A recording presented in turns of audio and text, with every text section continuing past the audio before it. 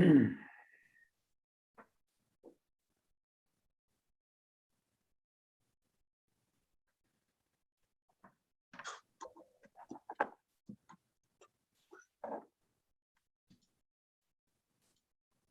are live, Mayor Hudson. Okay, thank you. Let's call to order the City Council meeting for January 25th. Before we do the roll call, the City Attorney has an announcement. Thank you, Mr. Mayor, and good evening, Council. AB 361 suspends certain provisions of the Brown Act to allow public meetings like this one to be held by teleconference to help prevent the spread of COVID-19.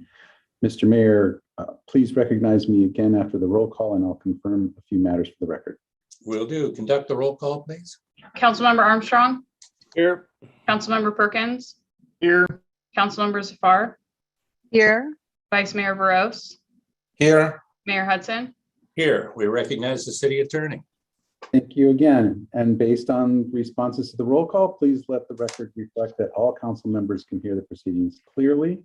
And if there are no objections, the record will further reflect that each council member believes, based on voice, facial, or other recognition, that the persons representing themselves to be council members are in fact council members. Yes. Thank you. I'll turn it back over to you, Mr. Mayor, and remind everyone that all votes must be taken by roll call. Thank you. Please join me in the Pledge of Allegiance. I pledge allegiance to the flag of the United States of America and to the republic for which it stands, one nation, under God, indivisible, with liberty and justice for all. Okay, our first item of the evening will be announcements. Are there any changes or additions to the agenda, Madam Clerk? There are none this evening. Okay, moving to item 3.2.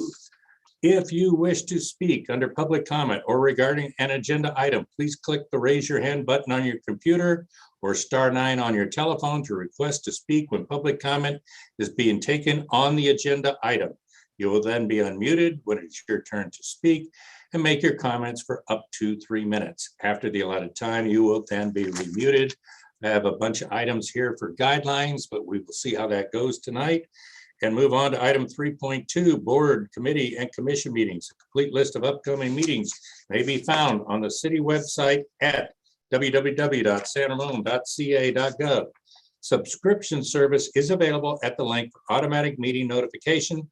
Contact the city clerk with questions at 925-973-2539. We're on to item 4.1, which is a public hearing on redistricting. This is public hearing number 2, and there will be more. This is the 2021-2022 redistricting process. And we'll take an introduction by City Attorney Martin Liaisons. Mayor, I believe I'm introducing this item this evening. Good evening, Mayor, members of the council. Before you is public hearing number 2. Wait a minute now. I see here it says introduction by Martin Liaisons. Okay, but I'll let you do it, Deputy City Manager Spadowski. I'm a nice guy like that. Go ahead. Great, thank you. The reason why I'm introducing the public hearing for the second redistricting process public hearing is I'm going to be providing a media update of our media outreach activities that we've conducted so far for the district. And as you know, the city created a landing page for the redistricting process where you can find all of the information and links to videos and all the tools necessary to submit your district maps for the process for consideration. We also created a What's New article on the front of the webpage for residents to click and receive more information. We sent 2 dedicated redistricting emails to all of our subscribers of the city's Gov Delivery email service, and that goes out to about 55,000 people each time. We sent 2 public hearing emails to the official meetings, notices, city council, election info, and district elections list, about 3,000 people. And we also sent out 8 weekly news and information emails with the districting process highlighted to about 5,800 people each time. For social media, we had 23 dedicated redistricting social media posts, and we also had 24 posts of the weekly news and info updates that included information regarding the redistricting process. We've had a slide on the City Hall marquee now since the beginning of the process. And in terms of print, we have posters displayed at all 13 city facilities, including the community center, library, and City Hall. We printed the redistricting packets in 3 languages, and they're available at all 13 city facilities. And these packets include overview info, blank maps to draw on and submit, and more. And we also had we will be publishing a double-page info and map worksheet, which will be included in the spring recreation guide to all residents. Last week, we posted a video, and I'd like to show you that video now on our YouTube channel. And as of this evening, after 1 week of posting, we have about 550 views, which is pretty good for our YouTube channel. So I'll go ahead and share that screen right now and play the video.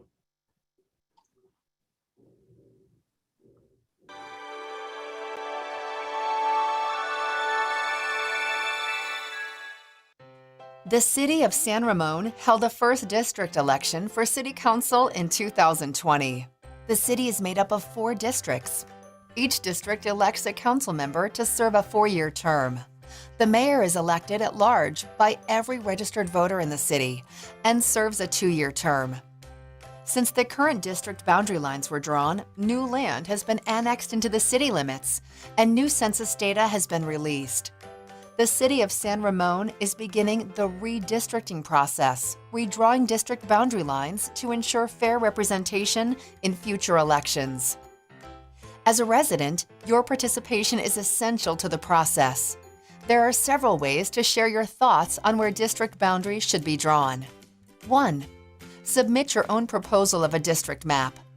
Using mapping tools available on the city website, draw district boundary lines on a map of San Ramon and submit it for the City Council's consideration. 2. Help identify a community of interest. A community of interest is a group of people with common social or economic interests like homeowners associations, schools, and common resources like shopping areas. Identifying these communities helps minimize the chance that they will be split up into different districts. 3. Participate in the redistricting public hearings. By speaking at a public hearing or submitting a written public comment, you can share your input directly with the City Council. Or email your thoughts to districtelections@sanramon.ca.gov. Your participation can help shape San Ramon's districts for the 2022 election and beyond.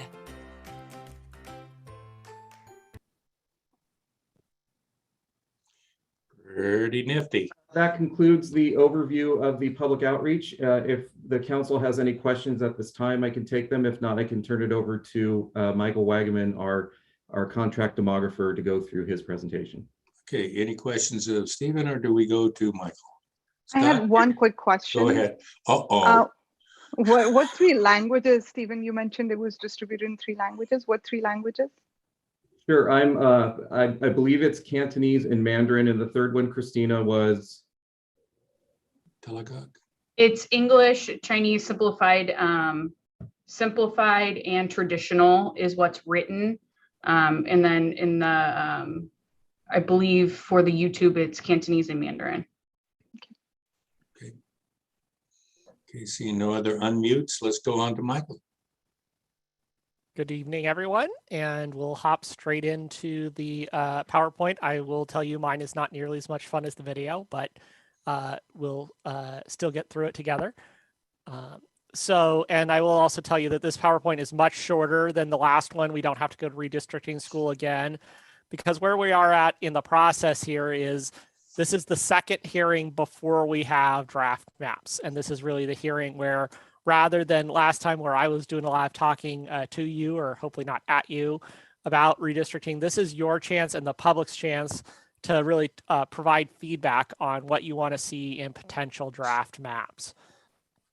And that's important because after this meeting, I will start going to work putting together multiple options for reconfiguring the district boundaries. And in addition, for the public, as was referenced in the video, we're asking that if the public would like to submit their own plans, they do so by February the 3rd. And the reason for that date is so that there's enough time to take those maps and we're going to digitize them and run statistics on them and run maps on them. And we're going to treat them exactly the same, whether I drew them or whether the public drew them. And the goal is to make sure that those maps are out at least 7 days before that February 17th date. And that's important because people who might be interested in the process but may not have time to submit their own plans will still be able to look at those and say what works and what doesn't, what they like and what they don't. That third hearing is when we'll present those plans. As a reminder, you're not locked into plans at that meeting. That meeting actually is to provide additional direction to produce refined maps, which you'll look at that March hearing. And then if that March hearing, if there's a map that's close but not quite there, we can actually do live line drawing and actually change the boundaries during the course of the meeting with the goal of having that meet at the end of that March meeting, having new plans in place that you'll be using for the next 10 years. So it is an iterative process. In the iterative process for tonight, one thing that's important to note is that tonight you do not need to reach consensus. So if there are places where different council members have different opinions, that's perfectly fine because, again, I'm going to produce multiple different maps and multiple different options, and it'll allow you to see what the impact of that differing direction is. To the extent there is direction tonight, which is sometimes a challenge for folks to figure out what they want to look at, as a reminder, these are the redistricting criteria under state law that we're going to look at. I'll touch on a few briefly. Again, I promise we won't go to redistricting school again, but this is one way to think about ways to give direction is to go back and look at those criteria. So for example, what are communities of interest in the city you would like us to look at? What are ways you'd like us to balance out some of the population deviations we've seen due to changing demographics in the city? What are some understandable boundaries that you'd like to look at as potential district boundaries? All of those are kinds of things if you're trying to figure out what do I want to say tonight, either if you're a member of the public or the council, those are ways to think about it. Again, I'm not going to touch on every criteria, but I'm going to touch on a few very quickly. One, just before we get going, and as was referenced in the videos, even though we just went through this process a few years ago, when you see references to the current demographics, it's actually not the lines as were adopted because there's a couple of things that have happened.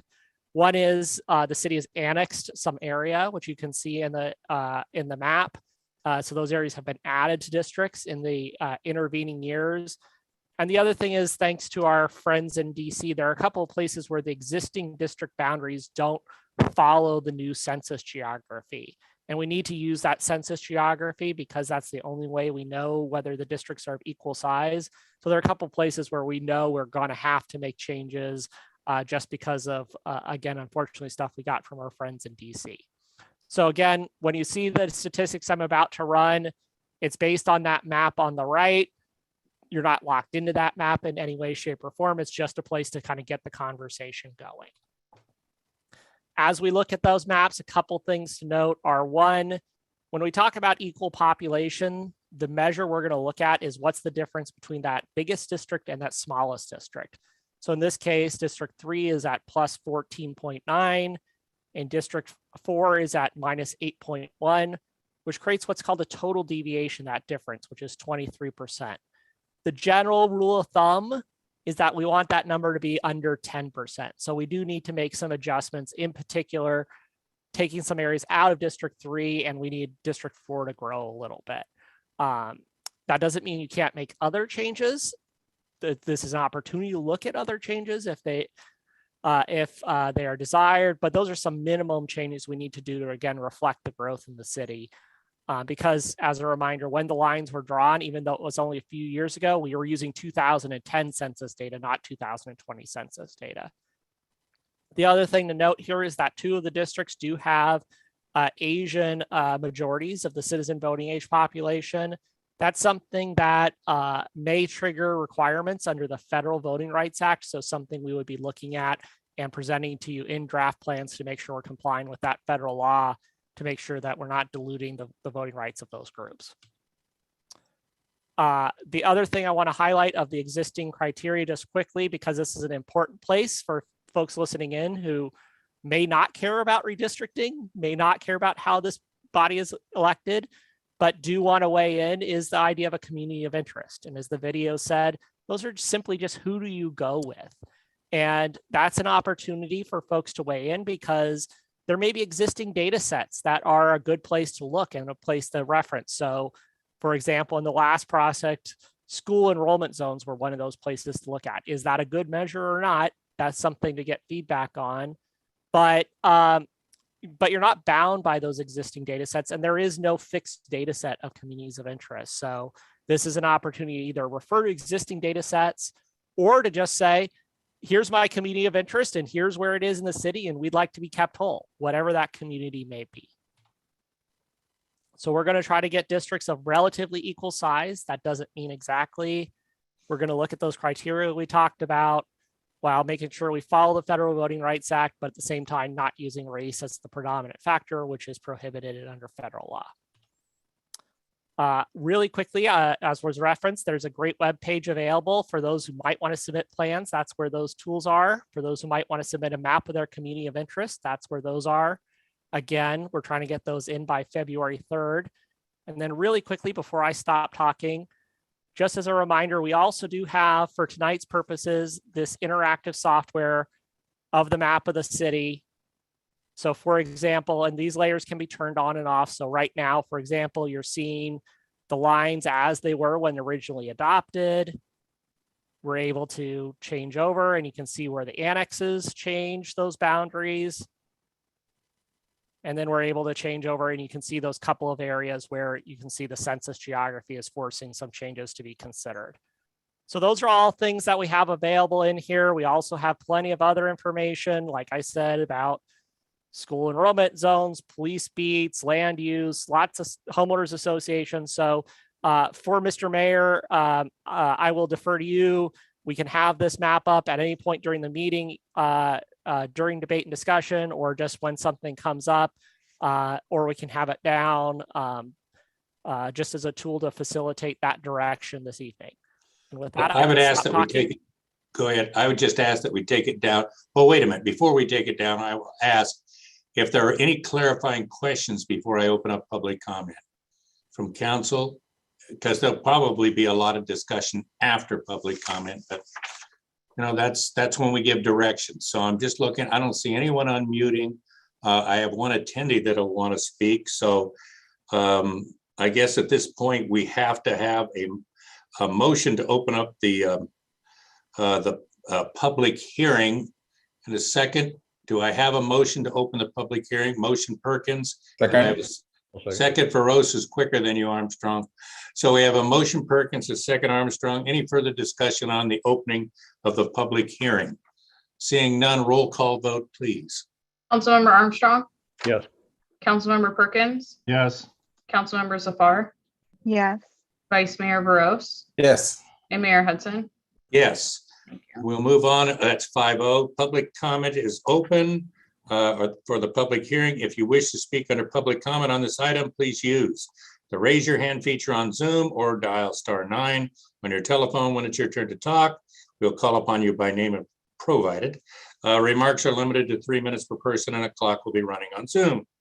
I'm drawing this out to see if anybody else wants to speak. I have one speaker. Speaker's microphone will be muted once the allotted time has expired. Let's bring in call-in user number 1.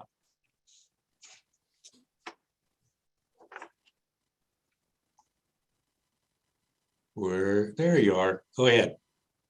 Can you hear me? Yes, we can. Okay, so first of all, I want to thank Mayor Hudson for pointing out that the presenter is not attorney licensed. That was very alert on your part. I appreciate that as the public. Secondly, I'm wondering who is the special counsel? Is it happen to be lawyer Rafferty again? I don't appreciate these people getting paid $100,000 when we had already paid them not long ago, less than 2 years ago, to deprive me of the ability to vote for 5 council members. Now I can only vote for 1 mayor and 1 council. That is an attack on democracy. And also everything that they're saying right now, we have already heard. Why don't we just bring back their recording from last time instead of spending $100,000 good dollars? that can go to something else. I really don't see why we have to spend this much money on special counsel and the same thing over and over again. And also the fact that now we're only able to vote for one council per district has indeed watered down the quality of our council members. We're getting very green, inexperienced council members. And I find that in our meetings, they fail to ask pertinent questions because they don't know, like I don't see analytical processing in the interactions between the council members during committee meetings with the staff. It is a grave concern of mine as a public for the future of our city when the elected council members are not as capable as in the past, who are able to oversee our city business. Thank you. Thank you. Kathleen Gage, we'll get all the questions first and then ask staff to make comments. I just had one question, which is how do you define Asian? Because I think that's a very varied part of the world, and I could understand why they're majority in two of the districts, I guess, but I just wanted to have your interpretation. Okay. Is there anything else? And we'll get all of the questions answered at once. No, I'm in District 1. I'm assuming I'll stay in District 1. And I don't really have a problem with that. And if the other assumptions happen, which is equal population and some effort for diversity within each district, I don't really have a problem with the district form elections. Okay, thank you, Kathleen. We have one other speaker, and then we'll get the questions answered. Christina.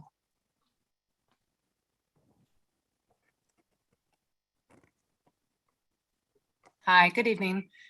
Just a quick question, not sure if this is the proper time or forum, but I'm just trying to get a better understanding of this process and the corresponding implication, if anything, to school zoning and the changes that could possibly be made there. So I just wanted to throw that out there. If you can refer me to a resource for that, I would appreciate it. Thank you. Okay, we'll try and get you that answer also, Christina. We'll see first if there's anyone else who wishes to speak under public comment before I go to the written. Seeing none, and before we ask for answers, I will just say there was one written comment. I won't read the whole thing, but I think one thing I'll start it off with the answers on, and Michael or Stephen, if you want to chime in with it also. The last sentence reads, unify San Ramon with a vote against redistricting. I think that battle has been taken. We're not going back. The state legislators made pretty clear that we are not going to win that battle.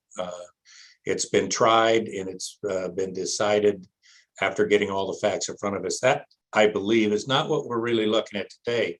It's how to do it. So a couple of the questions. One was, how do you determine what is Asian? Michael, Stephen, anybody wanted to? I always thought it was what you put down on the paper when the questions were asked. Where am I with that understanding? Sure, I'm happy to answer that question if you would like. So Asian is, it is in fact that self-reported information from the census. So it's people say reporting themselves. And Asian in this context refers to those from the Far East, Southeast Asia, and the Indian subcontinent. A little nuance if people care. The census does allow you to mark multiple boxes. So to report a multicultural background. And for folks here, we're reporting anybody who has marked that box. So if you're marked Asian and white, we're looking at both of those. And for purposes of the Federal Voting Rights Act, what we're looking at is the citizen voting age population, which is the closest to what we look at for eligible voters. And so that's what we're looking at just there. When we're talking about equal population, we're talking about people But just in that context of Federal Voting Rights Act, we're looking at that different measure. Okay. And I know what you're thinking, City Attorney. So can I have a motion to close the public hearing for this evening? I have a motion, Perkins. I'm not going to listen to anybody except Sabina if she wants a I second. can second. Okay, we have a second so far. I'm getting closer, aren't I, to the pronunciation? I heard you the other night. Any further discussion on that? Seeing none, roll call vote, please. Councilmember Armstrong, Yes. Councilmember Perkins, Yes. Councilmember Zafar, Yes. Vice Mayor Veros, Yes. and Mayor Hudson. Yes, that's 5-0 also. So we have closed the public hearing just for this evening. We're going to open it up again, I think, for a couple more times. But the discussion is really before the council. I wanted to get a couple things answered just so that we didn't get too far away from and start talking. Those two hit me right away. I don't know if there was anything else someone wrote down for this evening. Mr. Mayor, there was a comment about Mr. Rafferty and his involvement in the first go around in establishing the district elections. And I just wanted to make clear for the public that Mr. Rafferty did not represent the city during that process. Oh. Mr. Rafferty represented the interests within the city that were advocating to establish district elections. And as far as I know, he is peripherally involved in this process, if at all. But I have not heard from him in any discussions about it. For the record, our counsel is Robert Johansson from outside. Good, thank you. Could you answer the school zoning question as well? Yes, thank you, Scott. Michael may be able to answer that better than I, but the school districts are not affected by the council districts. Correct. So this process is only about how is the city going to elect people to this council? It doesn't affect any other decision making. Now you can look at something in the inverse, as for example, those enrollment zones as a factor in looking at a community of interest, but whatever decisions here do not impact that decision. And to the earlier question, one thing that is important to note, and I probably should have mentioned, is this feels very quick, and it is very quick having to do this again.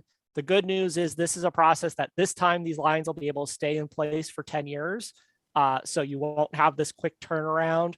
And I will note it wasn't this council's decision to go through this kind of multi-step process. That is spelled out in state law, this at least four hearing process, having hearings before you look at lines, having hearings after you see draft maps, all that process is kind of part of that state law. So I just wanted to clarify that as well as far as who's responsible for what. Okay, Councilmember Armstrong, do you have any comments? I'll go one at a time. Actually, a couple of questions came to mind as we were going through this. One is, I understand we haven't had any maps submitted yet, but have we had much input on the communities of interest that you can talk to us about, Michael?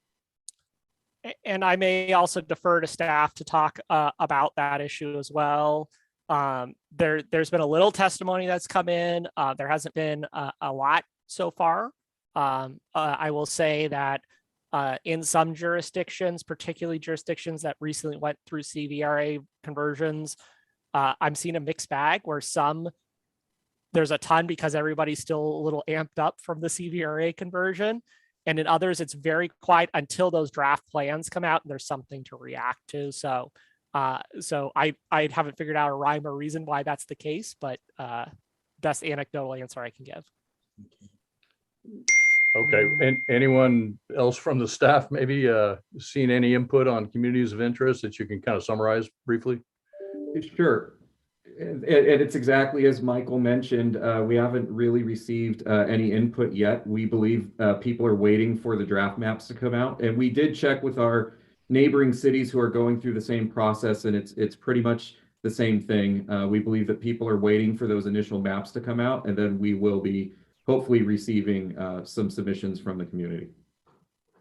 Okay, and then the other question I had was on whether or not we've had any requests for live translation. I saw that was something in there. I guess if there had been a request, we would have accommodated that, and that would have been present this evening. Is that correct? Okay, so I'll assume no request so far on that. As far as I'm concerned, the most important thing for me is to try to minimize the disruption in the lines, just to make sure we're not kind of disenfranchising one group of folks or another, people that either didn't get the opportunity to vote one time in two consecutive elections, or maybe people that ended up having to vote 2 times in 2 consecutive elections. So just minimizing the disruption is one of the things that's important to me. And then just ensuring, which I know we will do, that we're in compliance with all the different voting rights acts for California and federal and all that. I know that's going to be part of this too. But at this point, I really don't have any direction in terms of where to move a particular line. I'd like to hear what the public has to come up with in terms of the drafts that they would like to see. And then we'll make a comment on that. Member Perkins, Feroz, and then Zephyr, you can.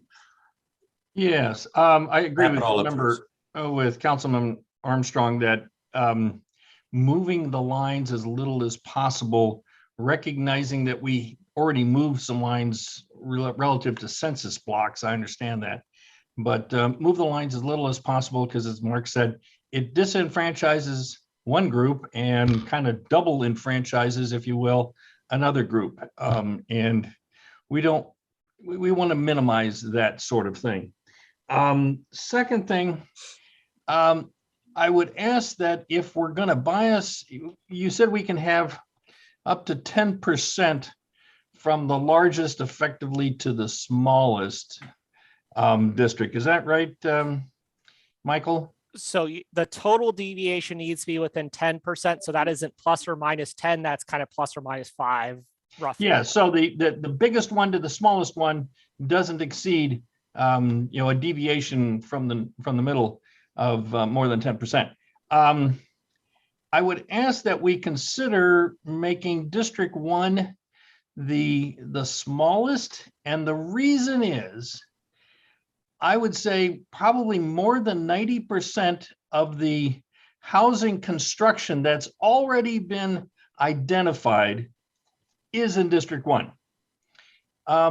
Marketplaces in District 1, the 2 developments on BR1 are both in District 1. The development on BR6 is in District 1. The developments around AT&T building at 2600 are all in District 1, and Faria is in, the remaining parts of Faria are all in District 1. The only identified project that's not in District 1 is in District 2, and that is Aspenwood at the old Interstate Bank property. And that's 120 something units there, whereas in District 1, we've identified over 5,000 units over the next 15, 20 years. So it just creates less disruption in future redistricting if we make District 1 the smallest of all of the districts. It doesn't make a huge difference, and there's a lot more to happen, but the units that are identified are in District 1. And that's my comment. So move the lines as little as possible and make District 1 as small as possible, recognizing that it's where the future growth is for the most part. Yeah, Vice Mayor Burrows. Thanks, Councilmember Perkins, talking on the deviation number. So I have one question regarding that. So when it is District 3 is plus 14 and District 4 is minus 8, so is the plan is to get close to 10% on District 3 and then bring the deviation less on the District 4? Is that the plan? So there isn't a plan. I tried very hard not to start drawing lines until we have this meeting, because otherwise I don't want to bias that process. So the only thing I do is look at these Federal Voting Rights Act issues to understand what those may be and leave that alone. So on a fundamental level, one way to think about it is if a district is over, so it's that has that plus number, it will tend to physically get smaller because it has to lose stuff. And if a district's under, it will tend to physically get bigger. That can be done as direct exchanges between 3 and 4 or multiple districts. I'm hearing feedback that you'd like to minimize changes, that you'd like to minimize people who don't get to vote for 6 years, which is actually a legal term called deferral. And also this issue of accounting for future development in particularly in District 1. So those are all things I've noted so far. Yeah, sounds good, because definitely District 3 got a lot of new development in last 10 years. So it makes sense that there's a huge change in that numbers. So I agree with Council Member Perkins and Council Member Armstrong that we definitely want to have as less disruption as possible so that we don't disenfranchise the voters.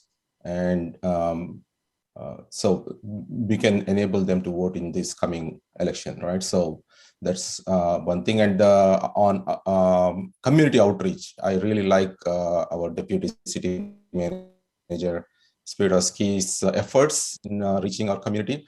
Great work. That video, as well as a lot of social media, email blasts, and even I am receiving it regularly. So I'm also checking with my community members to see if they are getting those. So thanks for community outreach. Let's continue this as much as possible so that we get the best feedback and make sure our community also understand what they're voting for. So thanks for all the good work. Council members Zafar. Thank you. Good to see you again. So a little bit of feedback I had was, one, we've talked about keeping HOAs together. So I would like to see HOAs stay together. I think in the last redistrict process, we split up at least one HOA. So it would be good to bring that back together. And I think one of the reasons for the growth, and those were people that pretty much have never voted in an election, all of this growth that has happened. So one of the things to look at is we have communities which are called Windermere and Gale Ranch, and it might be a good idea to keep them together in terms of communities of interest, just because they have a similar, if you will, tax base in our city. When it comes to Gale Ranch as a separate tax base, and Windermere has a separate tax base as well. So I don't know if that's one of the criteria, but that makes them a community of interest as well, in my opinion. So I think looking at that, as these are recently annexed, I don't think nobody would have voted in any election anyway, so they'll be voting for the first time ever in the San Ramon election anyway. So I think those were a couple of comments I had in terms of how we're looking at these districts and redrawing them. And if I can clarify just very quickly, so Windermere and Gale Ranch was the direction to keep them whole or whole together. So those two whole together. Okay. Yeah. In the same district. Thank you. Yeah. I'm sorry, I'm reading something as they come in. And my comments are, those are all great comments. I'd hate to have your job, Michael, except for the fact that we've done it once already. The biggest change that I saw when I looked at what you were adding to District 2, there's hardly anybody out there, but it's that little, no, but they didn't vote last time.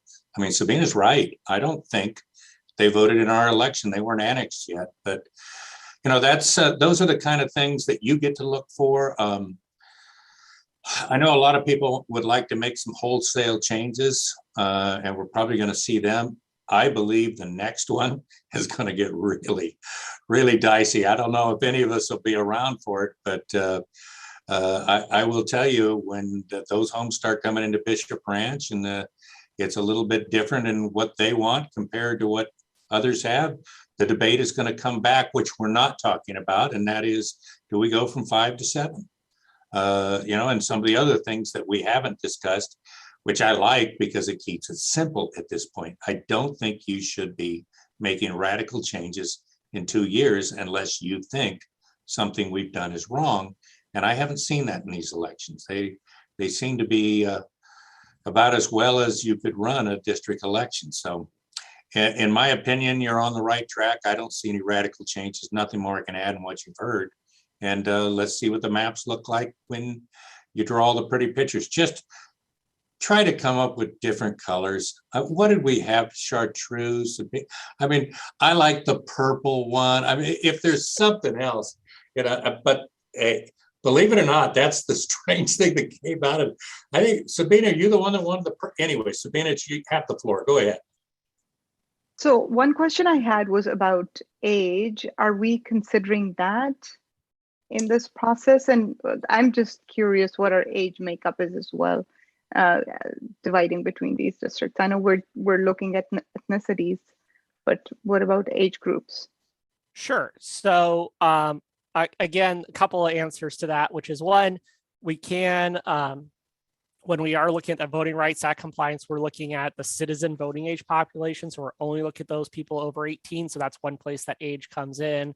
When we're talking about equal size, we're looking at every single person, whatever age they may be.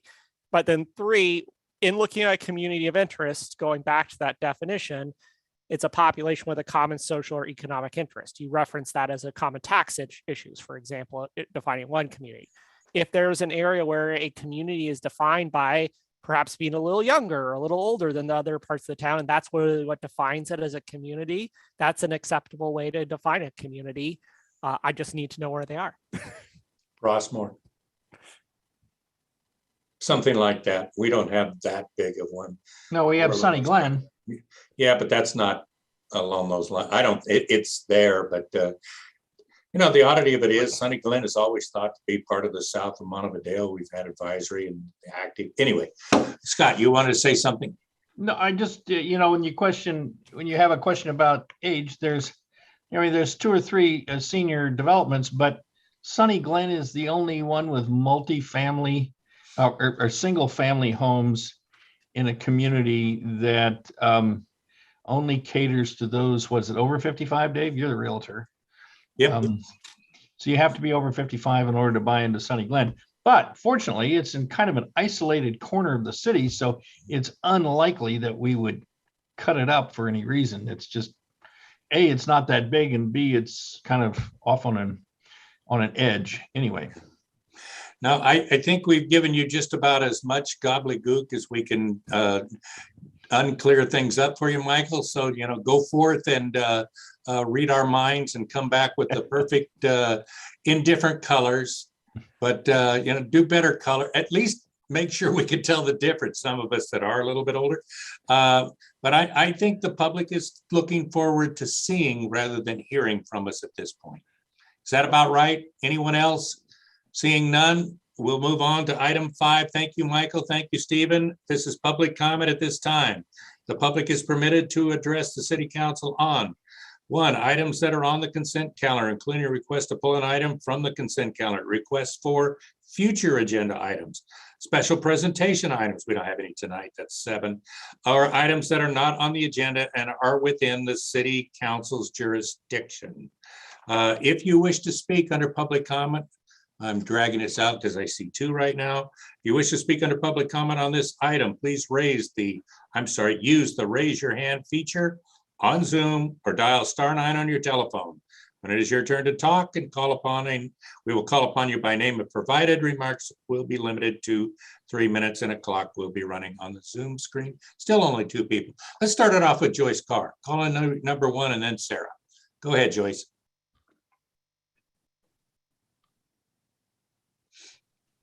Good evening. My name is Joyce Carr.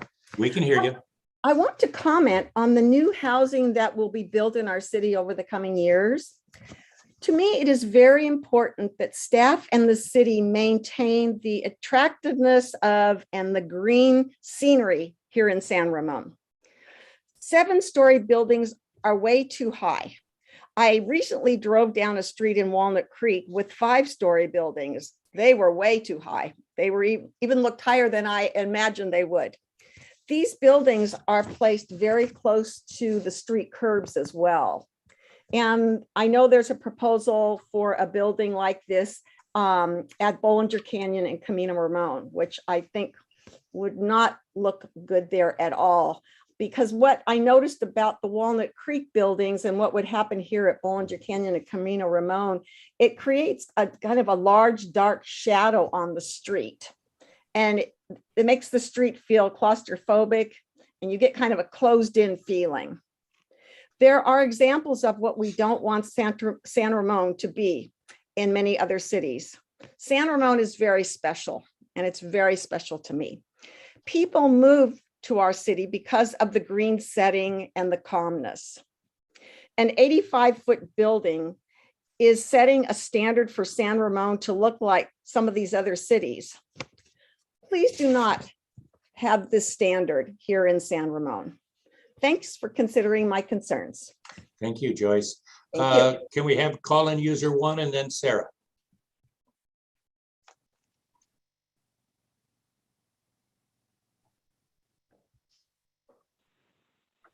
Hi, can you hear me? Yes, we can.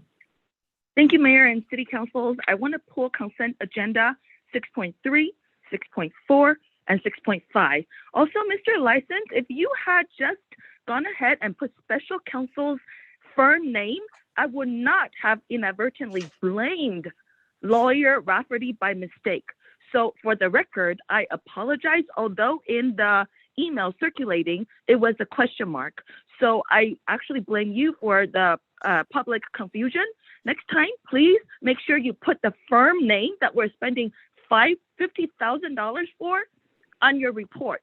And if your name is on your report, please have the courtesy to show up and present. Thank you. Okay, and Sarah?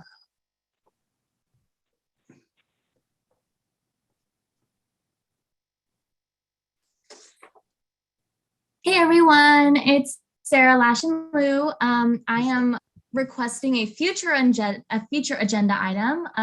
I request that the City Council put the conversation of a possible climate declaration emergency into a future agenda item, just so that we can have the conversation as a community. And that's all from me. Thank you so much. Okay, thank you, Sarah. Is there anyone else wishing to speak? Do I have any written comments? Christina, I didn't get any other than for item 4. Okay. There were no other written comments. Okay, seeing none, we will close the public comment. I've got to defer to the city attorney on this. I thought that our policy was you had to email in for the pulling of items on the consent calendar. See, this is what happens when you go out of town. Am I missing something? No, you don't have to email in to request to pull an item. However, the council is not obligated to pull an item, to pull each and every item that they're asked to do.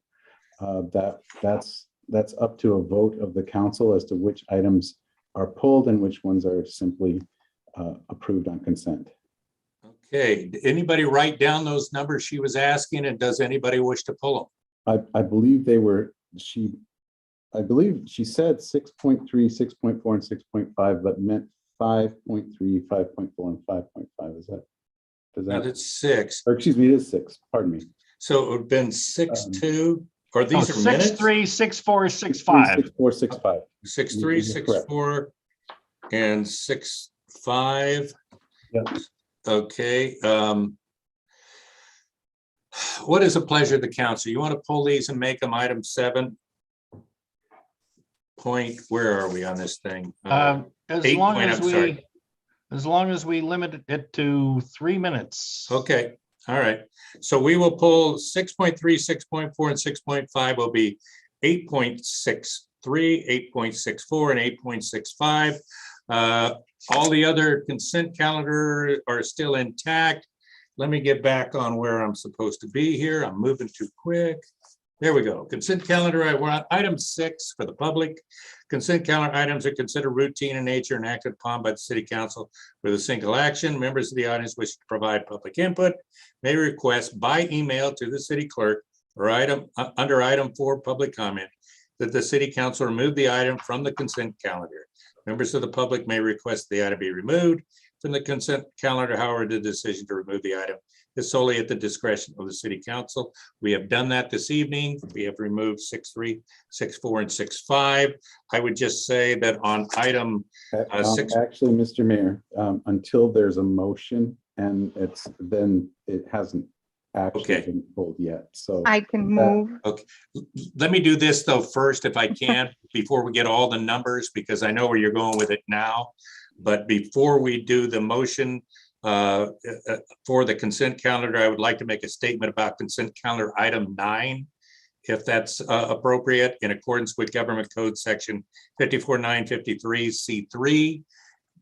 And that is that at the January 11th, 2022 regular City Council meeting, the City Council met in closed session to perform an evaluation of the city manager. The City Council voted unanimously to increase the incumbent's monthly salary to $24,500 and a one-time non-perishable payment of $1,000. Now we have before us item 6.1, 6.2, 6.6, 6.7, 6.8, and 6.9 for consent calendar. Did you want to make a motion, Council I members? can move it. Yeah. I'll second. The motion Zafar, second Perkins, and that's for 6.1, 6.2, 6.6, 6.7, 6.8, and 6.9. Any discussion? Seeing nobody jumping forward, can I have a roll call vote, please, Ms. Franco? Councilmember Armstrong, Yes. Councilmember Perkins, Yes. Councilmember Zafar, Yes. Vice Mayor Veros, Yes. Mayor Hudson. Yes. Thank you. Okay, now if I understand this correctly, we have moved, we don't have any special presentation, but we have item 6.3, 6.4, and 6.5 now as the deferred consent calendar items. I will call it 8.6.3, which is, moving back, that is registered demands as presented by the city treasurer. That would be approved, the registered demands. Let me just ask the person who wished it to be pulled, call in user number 1. What is it about this that you want explained?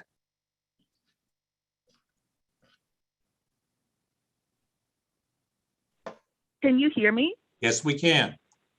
So first of all, thank you for the opportunity. And the reason why I pulled 6.3 is I feel that register of demands is a misnomer, because when you see the attachment, it's really a bunch of ledger of accounts payable.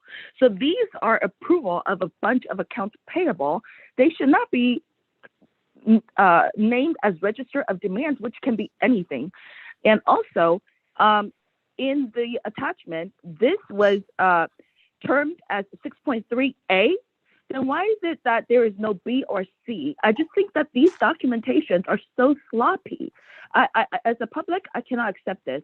So please advise the staff to be more specific and less trying to be sly and escape public scrutiny. Thank you.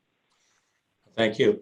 I will move item 8.6.3 for approval. Okay, motion Perkins, second Veros. I can't let that slide. I've only been looking at these demands for 25 years. I personally think they're done right. Kelly, don't say a word unless you want to jump right out there. But anybody have any further discussion on the motion? Seeing none, roll call vote, please. Councilmember Armstrong, Yes. Councilmember Perkins, Yes. Councilmember Zafar, Yes. Vice Mayor Veros, Yes. Mayor Hudson. Yes, passes 5-0. Okay, that'll be 8-6.4, the City of San Ramon's quarterly investment reports. And you also pulled that, call-in user 1? Can you still hear me? Yes. So first of all, I did not say Mr. Sessions' accounts payable ledger is mistaken or not done right. I said the name that they put on the agenda, register of demands, is misleading, mysterious. You're off the subject. You should, no, I'm not. You should limit your comments to 6.4, quarterly investment report. 6.4. Super Nationals was asked by me in yesterday's finance committee, and they refused to answer. I'm wondering, why is it that the Super Nationals are termed as obligation? Is that an investment or is that a debt that we had taken out from which country? Asian, African, European countries? Why aren't we investing our good money in our own government, the American bonds? what ratings are these supranationals? And also 6.4a at page 70, it was termed obligation. Again, I feel that there is a lot of misnomer that I feel Mr. Sessions and staff really should be a little bit more specific. Is this investment or is this obligation as in debt?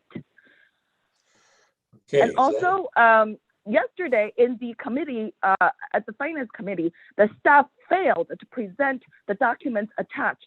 So I am urging the mayor and the city councils to deny and do not approve this item at this time for improper presentation in the committee meeting yesterday. Okay, anyone else wishing to discuss this? Go ahead, Scott. Move item 8.6.4 for approval, quarterly investment report. Okay, motion Perkins. Do I have a second? Who else is a second? I can second. Second Zafar. Any further comments? I think one of the questions, I think supranationals was a comment of concern for a call-in user. I don't know if that's something we can expand on so that there's no confusion exactly what that is. Yeah. And the other thing is the rating. I mean, we have our own policy of what the ratings are. Go ahead, Director Sessions. Sure. Supranational refers to a group of entities, basically nations that come together to form a particular group. And as per our investment policy in California state law, we are allowed to invest in those types of groups. An example of a supranational would be, say, for instance, the European Union. These are very safe investments when you have multiple nations joining together for bonding purposes. And so there's really no, it's very highly rated investments as our policy requires. Okay. Thank you. All right. Do we still have to do a roll call vote on this? Yep. Then we better do it. Councilmember Armstrong, Yes. Councilmember Perkins, Yes. Councilmember Zafar, Yes. Vice Mayor Burrows, Yes. and Mayor Hudson. Yes. Thank you. Okay, and the other item that was pulled, 8.6.5, would be minute order number 2022-2, and directing the city clerk to review and prepare the biennial conflict of interest code for the city of San Ramon. And we're being asked to approve this minute order. Call-in user 1, you pulled this for? Can you hear me? Yes. Again, the report was designed to confuse or be mysterious and not properly inform the public. Maybe you guys know what conflict of interest the staff is talking about. The public, after reading the attachment of the report, is still confused. What conflict of interest? Are you guys hiring maybe government party members from China as our staff? So there is a national conflict of interest? Or are you hiring contractors that are, say, your family members and they're rendering jobs for us? What conflict of interest are you guys talking about? It was never addressed, never clarified. Please clarify. Thank you. I'm sorry, anybody discussion on this? City clerk is unmuted, or is she always unmuted? We've done, anyway, I don't have a problem with it. I'm sorry. Seeing no one. Preparing a review of the current conflict of interest. Yes. We look at this It'll every be 2 reviewed years. and then it'll come back to the council for approval, right? Yeah. Okay, so we'll have a document here in a month or so. Okay. Do we have a motion to approve the minute order 2022-2? I so moved. Motion Perkins, second. I can see Second. Rose. You got to be quicker, but we'll let you do the third. Any further discussion? I understand when things are when you don't feel they're clear or clarifying, but conflict of interest is something that just is my goodness, I mean, how many times have we taken this test or and added people to it? And I mean, this is not some lightweight little thing we throw out there to confuse people. It's for transparency. That's all. Leave it at. Okay. Go ahead. Roll call. Sabina. I was just going to add, right, for us as elected officials, it's very important to state in the forms that we submit that there's no conflict of interest in any decisions we're making. So we are basically being judged at a much higher standard than everybody else. And Christina makes sure that, you know, we comply with that and we don't have any conflict of interest when we're making any of the decisions. So yeah, hopefully that helps people understand, you know, that we are held at a much higher standard. I've just had one of these days where nothing seems to be clicking right away. Christina, is this minute order? I mean, does it even go more far reaching to people we contract and everything else? That's what I thought. This minute order is just directing staff to review the conflict of interest code, and then I will bring it back before the city council with an exhibit to the resolution approving the positions that are additional to the you know, in addition to the 87200 filers, which is the city council. Yeah. Okay. We have a motion and a second. No further discussion. Roll call vote, please. Councilmember Armstrong. Yes. Councilmember Perkins. Yes. Councilmember Zafar. Yes. Vice Mayor Burrows. Yes. And Mayor Hudson. Yes. Looks like another 5-0. So we're through special presentations. That was easy. There wasn't any. The deferred consent calendar items. There are no city council appointments tonight. So let's get to the unfinished business. We're up to 10.1. This is a public meeting to renew the San Ramon Valley Tourism Improvement District.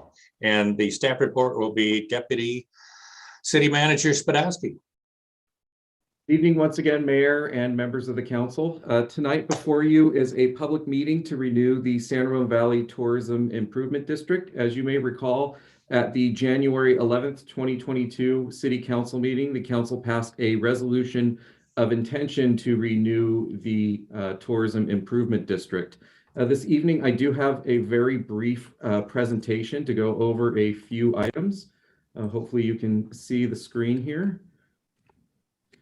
So to provide another reminder, we went over this at the January 11th meeting, but tonight we are talking about a benefit assessment district. So at the top of the slide, you see two types of taxes that people are familiar with: a general tax, which requires a 50+1 simple majority in order to pass, such as a sales tax increase, and also special taxes, which requires a 2/3 approval, similar to a school district tax. This evening, we are talking about a benefit assessment district that's being formed under the Property and Business Improvement Law of 1994. This requires a majority petition by businesses within the district, and then later on an approval at a public hearing. Now, to review the TID funding process, the City of San Ramon acts as the assessment authority since we are the local government agency. Funds raised by the assessment district are then distributed to a nonprofit who governs the district. In this case, it's Discover San Ramon. Discover San Ramon's board of directors manage the funds based on the San Ramon Valley Tourism Improvement District Management District Plan. Moving on to the Management District Plan, funds raised by the district must be spent on services and improvements that provide a specific benefit only to those assessed. An initial annual assessment budget is outlined in the Management District Plan. And here's an example from the Management District Plan of the estimated annual budget of $450,000. 80% would be dedicated to promotions, marketing, and sales, 15% to administration, 4% to contingency, and a 1% for the city to collect the fee. Now the process is, as I mentioned earlier, on January 11th, a resolution of intention was passed by the council. January 13th, as part of the 1994 law, we did notice all affected property owners within the district, so we mailed the notices. Tonight, we have a public meeting and there is no council action required. The only requirement this evening is to open the public forum, take any comments, close the public forum, and then we will meet again on March 8th for the final public hearing. So with that, again, a very brief presentation to kind of outline where we're at in the process. I'd be happy to answer any questions. We also have Carson Lambeth with Civitas on hand if you have any questions about the process or the management district plan. Carson, did you want to add anything before we go to questions? Clarifying questions. I don't think so. I think Stephen did a great job of explaining, and our next step will be the final hearing where we will see if there's any majority protest. Otherwise, tonight is just for public comment. Okay, let's get the clarifying questions first before I open public comment. The first unmute was Councilmember Perkins, then Councilmember Armstrong. Seeing none, Councilmember Armstrong, you just want to test your mute button? Thanks. No, I got a question. Hey, Stephen, thanks for the presentation. I had a question on the city collection fee, that 1%, approximately $4,500. Exactly what administration does that go to? I mean, in terms of what is the burden on the city where, what do we do with that $4,500? Is that to pay, is that a certain accounting code to pay for the salary of whoever is managing that paperwork and that process, or exactly what does that go to? I believe it goes back into the general fund just to accommodate for the work that's entailed with collecting the fees, processing the checks, sending the invoices, any kind of reminders. It's that sort of fee. Okay, so mostly Current staff reports like this one? At admin services yes, department. Okay. All right, thank you. Yeah, the staff is going to prepare staff reports for 4 hearings.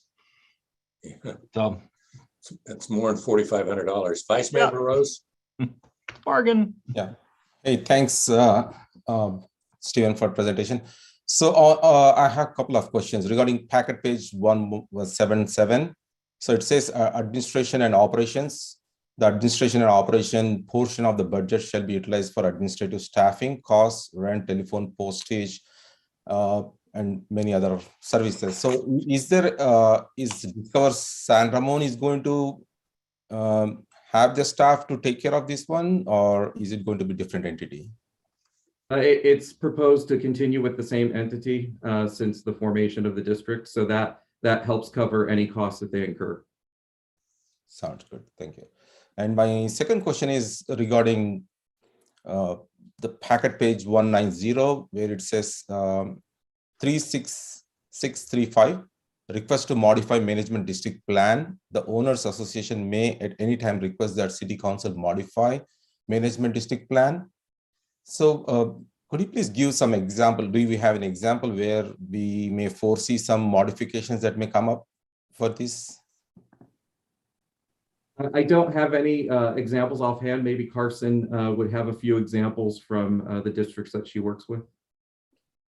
I can definitely take that on, Stephen. If there was anything that the council wanted to modify in reduction to the plan, that could be taken up at the final hearing. So if they wanted to reduce the term, or if they wanted to reduce the boundaries or something like that, we could do that at the final hearing. Okay, sounds good. Thank you. That's all my questions.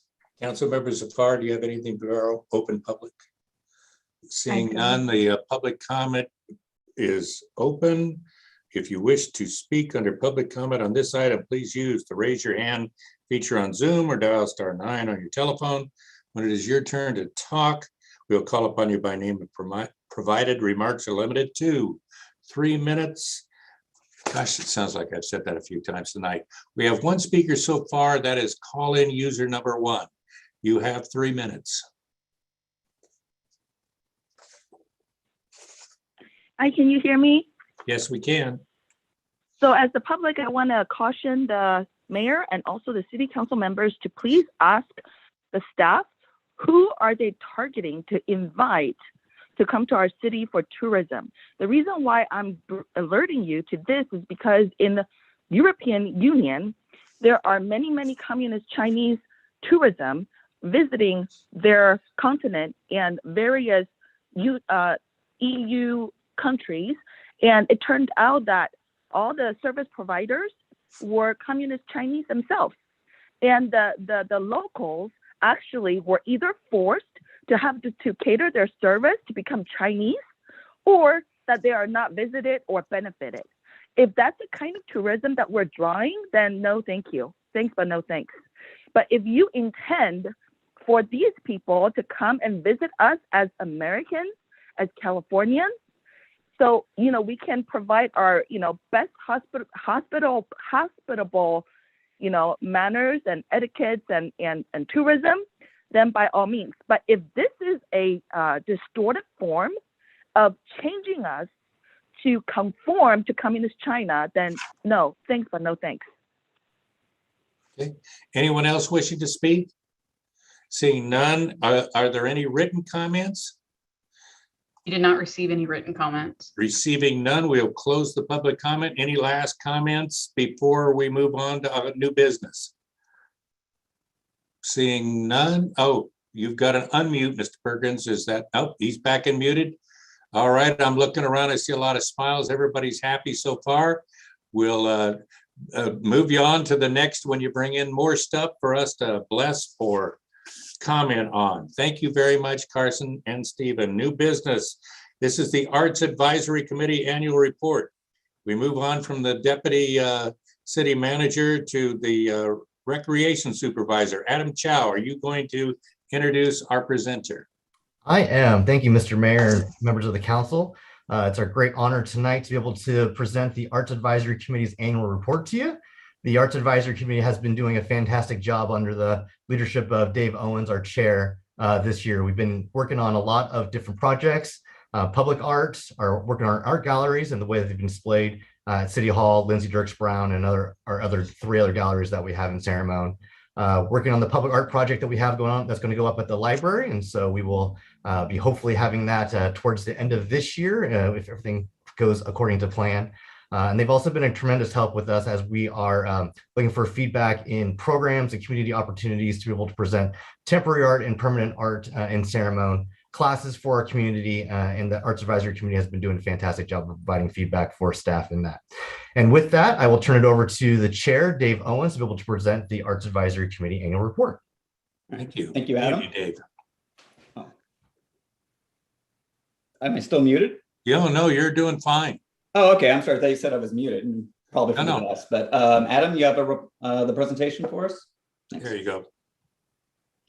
All right. So as Adam said, I'm Dave Owens. I serve as chair of the Arts Advisory Committee, and thank you for hearing us out tonight. Next slide. So what do? One, we support and promote cultural and performing arts programs in San Ramon, and we provide advice, counsel, recommendations, and feedback to the city of San Ramon on the provision, selection, and delivery of public art and cultural art programs, events, and services. Next slide. Here is our committee. Me, I'm Dave Owens. Nina Shastri is our vice chair. Patrick Gutierrez, Magali Laboudier, Jenna McCoy, Gayatri Subramanian, Mohammed Ranjabar Sagehi. I always get his name wrong. Apologies, Mohammed. Ofer Dalal and Tiffany Turner are our alternates. You know, a thing with our committee is I've been on there 4 years, but Nina and Jenna have actually been on there longer than me. Patrick, I think, has been on 3 years. So we have a very sort of experienced committee, people who have been on here for a while, but we also have some new blood. I believe Gayatri just joined this year, and Tiffany the same, just joined this year. I think Tiffany may have just moved here recently. So sort of a new person to San Ramon who is on the committee. Our liaisons are Sabina as our city council member. Sabina is a big supporter of the arts, as you know. Will Dorlick, who used to be on the Arts Advisory Committee, is our Parks and Community Service Commissioner. I don't think Will has missed a single meeting in my 4 years. He really loves coming to the meetings. And then our city council member rep is Darshita Pratap. Next slide. So accomplishments and actions in 2021. So as Adam said, we've reviewed and so we selected an artist for the San Ramon Library project. And the idea with this is you will have a sculpture in front of the library. And when they finally get the bridge that'll go over Bollinger, you should be able to look down and see it. Likewise, people who are coming to City Center going down Bollinger will also be able to see this piece of art. So the current status of this is, so we've approved the artist. We had lots of good artists. We had a subcommittee that selected one. The artist has provided an initial draft. We gave feedback. We expect probably a second draft sometime early this year, and we'll continue getting feedback until we think we've gotten the project to a place where we want it. Next slide. Other things we do, we review current arts programs and classes within the city and make recommendations to staff for improvement. Next slide. You're messing it up on me, Adam. So we select artists for the Art and Wind Festival. As you know, unfortunately, last year we didn't have the Art and Wind Festival. So the artists that we selected for this or for last year, it'll be in the archives, but unfortunately the public didn't really get to see it at the Art and Wind Festival. We selected a new artist for 2022, and hopefully, knock on wood, we have the Art and Wind Festival, and that will be Ruth Miller. Next slide.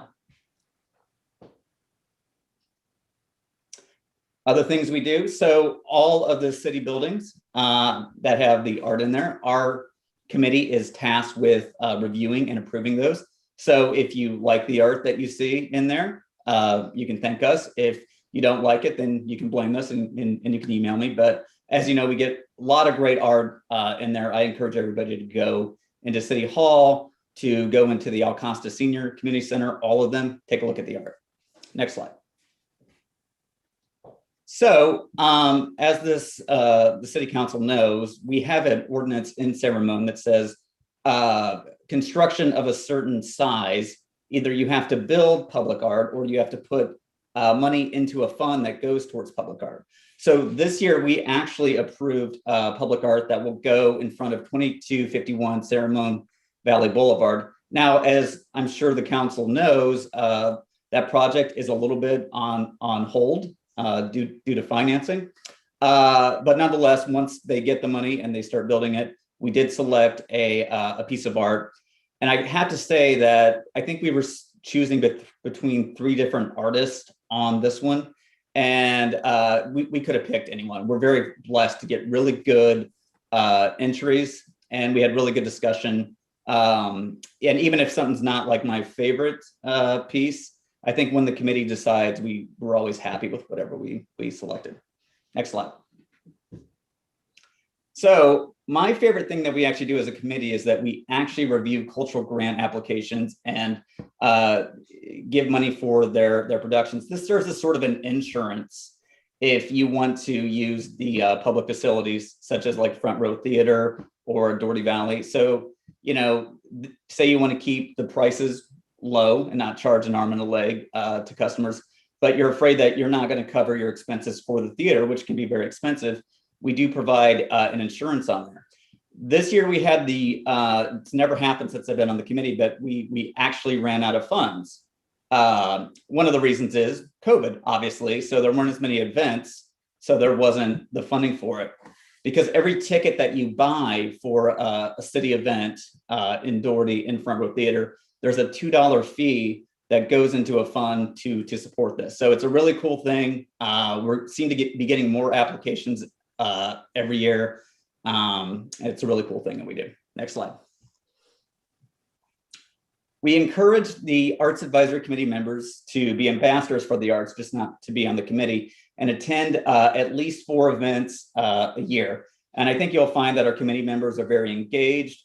3 of our members, myself, Jen and Patrick, were actually on the Arts Foundation, so we do other activities. So our committee members do this pretty easily, but it's something we encourage. We want them to also be engaged and not just be on the committee. Next slide. We reviewed the 5-year cultural arts plan from 2018 to 2022 and provided recommendations on priorities for 2021. We also provided suggestions and feedback to staff on arts opportunities during and the recovery of the COVID-19 pandemic. Next slide. We reviewed and provided feedback on the opportunity to rebrand the Doherty Station Community Center to highlight its role in the arts and culture per the San Ramon Master Goal 4.3.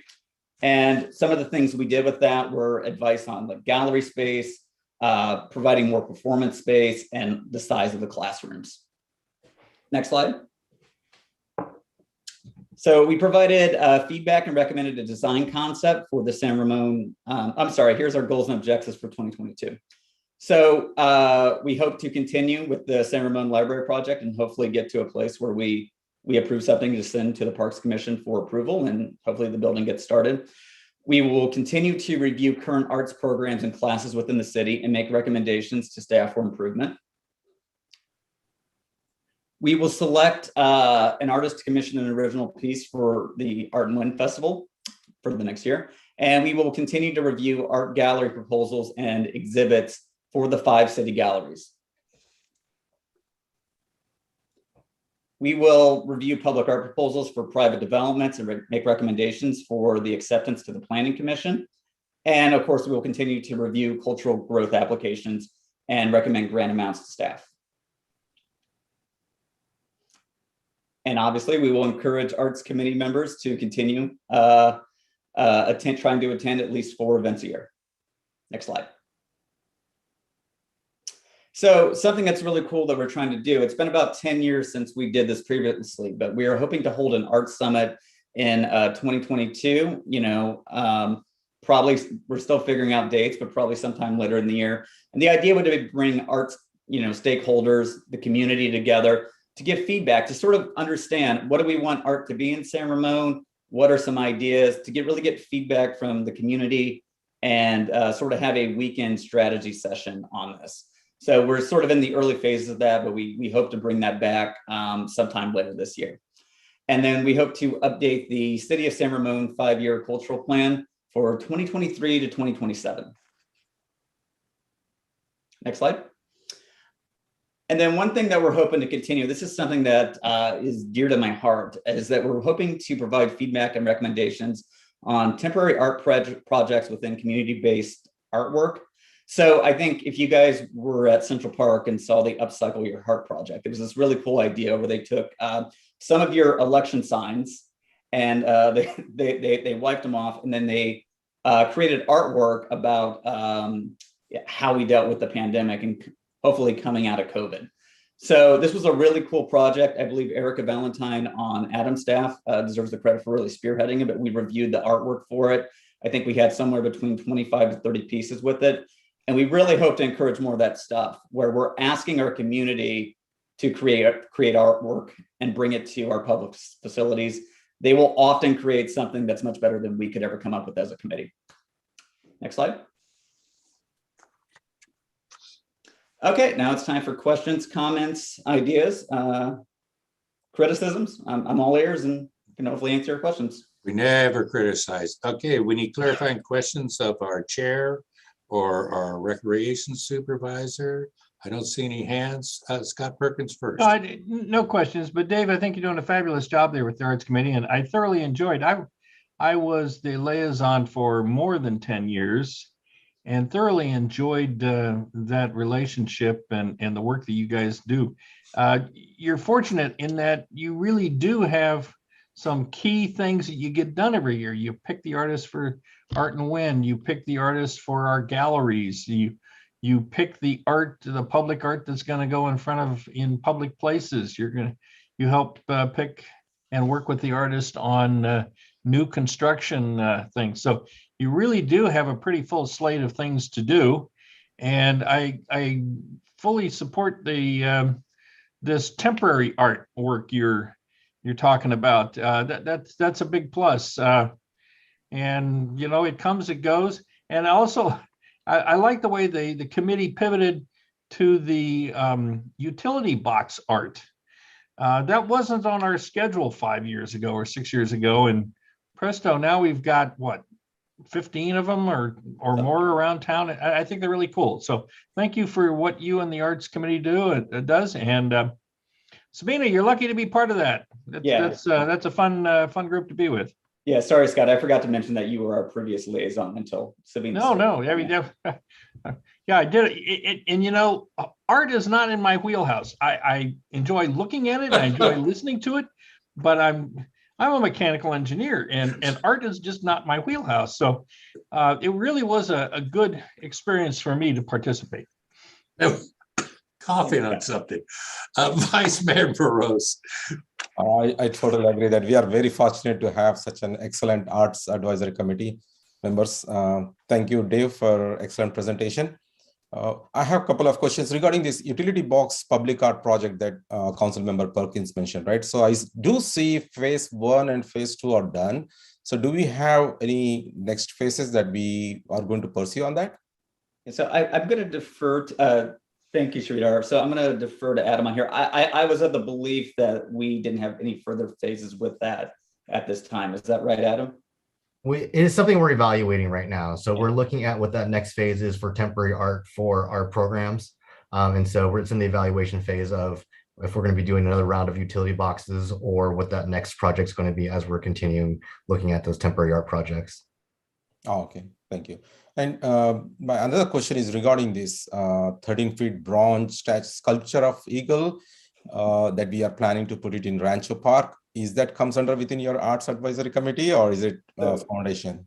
You know what's funny about that is I believe it did come through our Arts Advisory Committee. I've been on 4 years. I think the Eagle project predates me, actually. And it's even on the Arts Foundation website. And so Adam, I believe it came through our committee, but it actually didn't come through my committee in the 4 years I've been on there. Is that correct? So it is still, the project is still in process right now. So we are waiting for Rancho Phase 2. That is where it is tentatively planned right now. And so Rancho Phase 2 is looking at another year or so out, but that's where the current plan is at this point. Excellent. Yeah, and the foundation is trying to obviously help raise money for that. So, if you have any interest, you can certainly come, and the foundation would be very happy for anybody to host a fundraiser and raise some more money for that Eagle project. Yeah, in the past I did work on that fundraising, and yeah, if it needed more, then yeah, definitely I'm always. Yeah, I think it does. Yeah, sure. So once again, yeah, thanks a lot for all your great work, especially the way San Ramon is changing, and then our arts committee is working. Art Advisory Committee is making sure that we cater to our diverse population at age groups or at different ethnic groups, languages, all those different ways that you are serving our community is a commendable job that you are doing. And thanks a lot for all great work. Thank you, sir. Any last words, Mark? You go ahead. Yeah, thanks, Dave. Great work by the committee this year. I got to get around to some of the events this year, the symphonic band, the holiday concert. That was great to see the artwork in the different galleries and things around. So, everywhere you go around San Ramon, you're seeing the product of the effort from the committee and from our great Parks and Community Services department. I'm looking forward to seeing whatever that final concept's going to be on that library art piece. That's exciting. And same thing with getting that Rancho San Ramon park finished. One day we're going to have that finished. We're going to get that eagle up there, and it'll be flying high. That's great. And I'm intrigued by the idea of this potential rebranding for the Doherty Station Community Center to kind of highlight the culture and the performing arts there. That should be interesting. Look forward to seeing what you guys come up with in 2022 on that. So anyway, good job. Good report. Thank you. Thank you, Mark. Okay, let me ask guys, actually listen to you guys, I'm not paying attention to what I should. Have we opened public comment on this yet? Then let's do that right now. If you wish to speak under public comment, raise your hand or dial *9. I don't have any attendees with a raised hand. Do we have any *9s or any written, city clerk? No written? Hey, we have one. Call in user number 1.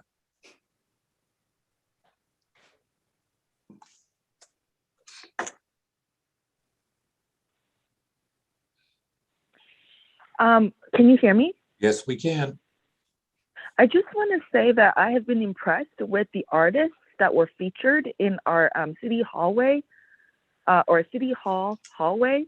So if we cannot find artists to work on these utility boxes, maybe we can reach out to those artists who have, showcased in our city hall, because we already have a working relationship with them, and just send a blast email inviting them to see if they would want to try utility boxes. Thank you. Okay, thank you. Anyone else under attendees wishing to speak? I see none. Let's close the public comment. We didn't have any written. Any further comments? Kind of got going, council members Zafar. I was just holding back my comments. So thank you, Dave, so much. You are, being a liaison, welcome. you are doing a phenomenal. Dave Owens. Okay. I think you are doing a phenomenal job leading that, and just, with that crossover into the Arts Foundation as well. I think there's a lot of benefit going back to the Arts Foundation too. And obviously with you and Patrick hosting our foreign film series, even though it's part of what the foundation is doing, I think it's a big thing for the arts that we do here in San Ramon. Again, Councilmember Perkins, thanks for handing the baton to me and letting me be a liaison to this committee. It's a really amazing committee. Everybody's got, I enjoy it the most because everybody's got opinions and everybody's got ideas, and everybody's very, very passionate about the arts. And arts is one of those things which is a common language across any culture, and it is so important for communities to grow and thrive when we have art in the community, whether it's performing arts or visual arts or all different forms of arts that we continue to bring to San Ramon. So just want to say thank you for the report, but also thank you for all the effort that goes into, and I know you have some days you have like 3-hour-long meetings, 4-hour-long meetings discussing some of this art stuff. And yeah. And so I really appreciate everything this committee does, and love the committee. I thoroughly enjoy being a liaison to this committee. So thanks much. And Adam, thank you so much. You do a great job of bringing everybody together. So outstanding. Thank you. I would just say that, I just want one last comment.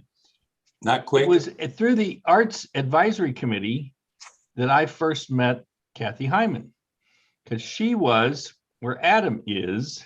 She was the staff liaison to the Arts Advisory Committee, and she did a fabulous job there. And who knows, they promoted her a whole bunch of times.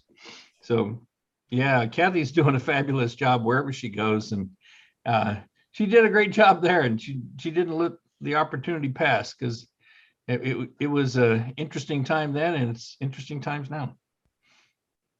Very interesting. There's no action taken on this one, Dave. We'll accept the report without an objection. I just want to tell you, I was very surprised back at National League of Cities. They have a separate subcommittee on the arts, and they give out awards. And I was amazed how important arts are to the economy, how much money they generate. Obviously, it's more in the concerts, et cetera, but in the influence that they have on the community. One in particular, I jogged my memory, Councilmember Perkins. The mayor of Annapolis, who is from Australia, was here and owned a bar, and he got a citation to basically clean up his bar. So he painted the 30 feet of a wall outside his bar with a very, let's just say, different piece of art for the historic area of Annapolis, where I think he had Buddha and something else, two different things, trying to tell a story through art. And then he fought City Hall for years. So he said, to heck with it, ran for office, got over 70% of the votes. And so I guess art has a strange place in our community, especially in Annapolis. So without any further comments, I think that one kind of wraps it up for the evening. Thank you, Adam. Thank you, Dave, for the work you do. And we do accept the report. There's no vote required on that. Now we'll move on to the highlight of the evening, which I know you'll all want to hang around for, the city manager's comments. All right, thank you, Mayor. Just one short update on Aspen Wood. As you know, that's the property down in the south end of the city there. It has been approved. They've submitted plans to convert the approved 95 units to 122 all affordable units for seniors. So we're pretty excited about that it's made it through kind of the process. There'll be one manager unit, and our planning staff is currently reviewing the plans and coordinating the next steps. This process will have to be finished by April in order to meet the deadline for the state financing requirements. And so it's all moving forward, and it looks like after a couple years of COVID challenges, we're getting this thing across the finish line. So we're pretty excited about it. Thank you very much. I'm thrilled that it's going to be 100% affordable. That's fabulous. I'm glad they found a partner to make that happen, because I know they were struggling with the resources they had. I think it's a little tougher than people realize to put all this stuff together, but thank you for your report, City Manager. We are on to public comment. Public comment is open. If you have not previously spoken under public comment, item 4, please use the raise your hand feature on Zoom or dial *9 on your telephone. I think everybody's been here for the whole day. There we go. Call in user 1. Didn't you speak before? I believe, yes, she did speak on the first one. Okay. Anyone else wishing to speak to public comment? Seeing none, we will close the public comment. Council member comments and mayor comments. Starting with, you're unmuted, Mr. Perkins, so you just volunteered. Okay. If some of you are aware, I'm the chair currently. It's a 2-year term of the Tri-Valley Transportation Council, and we're getting close where we can see the finish line on our nexus study for the fees that we charge, the development impact fees we charge. We've got a couple more meetings. In April, this council will see the results of that, of the fee structure. We're got a couple more meetings here in January and a couple more meetings in February, and then the final fee structure and the expenditure. Now, the expenditure plan is a real key element, and the number one priority item on the expenditure plan is the Iron Horse Trail Bridge overpass at Bollinger, and we will receive 10% of the cost, which is $2.28 million we will receive after the completion of this process. Though we can't get the money before July of 2022, we have to wait till the new fiscal year for that to happen, because that's when the spending plan becomes effective, is July 1. So assuming everything passes as it's been structured, the city will get $2.28 million for that overpass. So there's other projects in there too, including Innovate 680, Valley Link. There's some Vasco Road. There's some Crow Canyon Road safety improvements. There's a whole bunch of stuff in there, and some of which directly affects us, some of which indirectly affects us. But even the indirectly affecting us can really have its a secondary benefit. If you can ease some traffic congestion at some of these crucial nodes, you can really have an impact upstream as well as downstream. So that's my report. TVTC is moving along, and I'm glad I'm the chair because I can help. And Lisa is still doing a fabulous job. She's not very good at retirement, I might add. She's still working, at least so far as TVTC. I don't know about the rest of her former duties, but she's still working really hard for TVTC. Is she still helping out at SWAT and things like that, Dave? CCCTA or the traffic thing. Yeah, she's about as bad at it. Yeah. She's a whole regional resource, and I know the region's going to miss her when she's not helping out at the TAC meetings for all of these transit agencies. So that's my report. And Joe, I hope you're enjoying your new tractor you just got. Okay, we can go by alphabetical order here if I have a volunteer in reverse order, or Mark Armstrong, you have it. I saw Councilmember Veros unmute first. No, he's vice mayor. He doesn't go till last. Okay, yes, sorry, Vice Mayor. Power.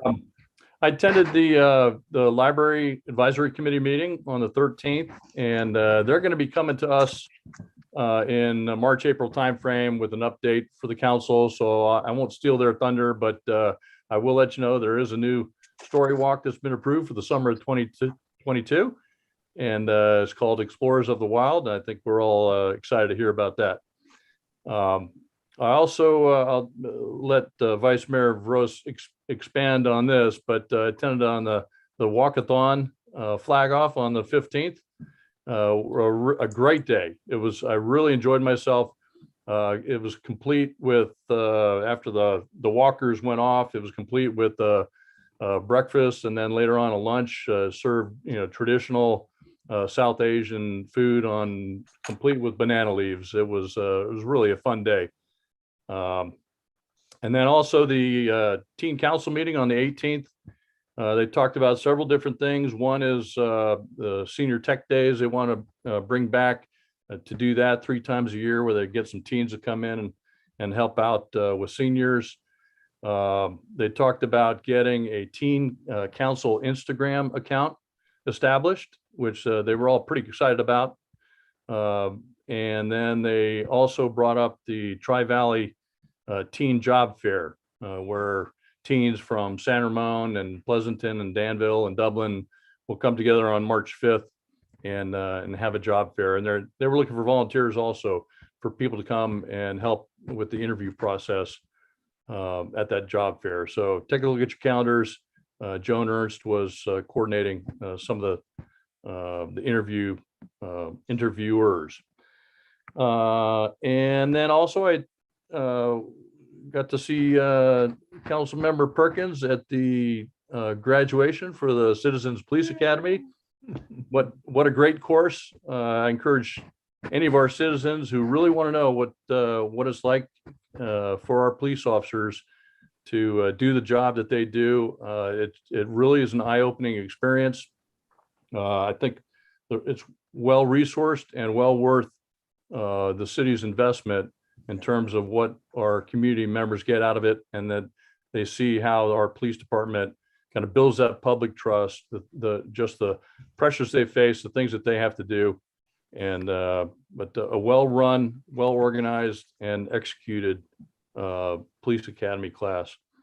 And then a couple other final things. Was able to attend the BR6 City Village groundbreaking ceremony on the 20th.